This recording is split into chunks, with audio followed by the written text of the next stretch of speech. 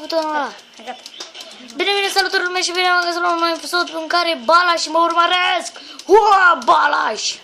Sau cum s-o numi ei, dar eu le zic Balaș. Zgraș.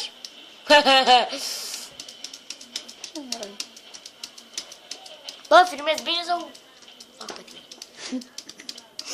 Faci tu pe tine, bă. Vezi că e... Bă, tu nu vorbi așa, mă. Ce mă, care tu... Nu, vrea bunic. Da, vrea bunii. Vrei Mă, și tu vreți să vedeți cum se omoară un om? Uite așa se omoară. Îl violezi. Dai, pum. Și poc! Gata! La picioare. Nu așa se omoară un om. Am greșit eu. Dumnezeu să Pentru că așa a zburat. Deci nu e așa. Hai, gata, bă, țineți tablet. Bă, Țineți tabletul, bă. țineți tu tabletul. Da, ce, am eu tableta? Nu. Ei, atunci... Și nici nu o să fie.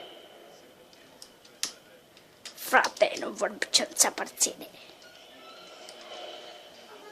Mă, mi-aparține tableta. Ție? Da. Hai, ține. Mami, a cui e tableta? Hai să băgăm și noi cu motorbike. A, deci recunoști și o iau eu când vreau. Bine, deci o să închei filmarea la 1 minut. Asta e cea mai scurtă, dar o să încep... Bine, hai că mai filmez. Așa, frate. Bă, uite, ăla e sultan care te-ai trecut. Bă, vreau să fur și o mașină, să am o mașină ceva. Ia mă, care e sultanul? Dă-te mă, ia mă. Sultanul, bă, sultan. Întoarce mouse-ul. Care vezi să e sultan? Deci e după asta. Uite, sultan. A trecut sultan, frate.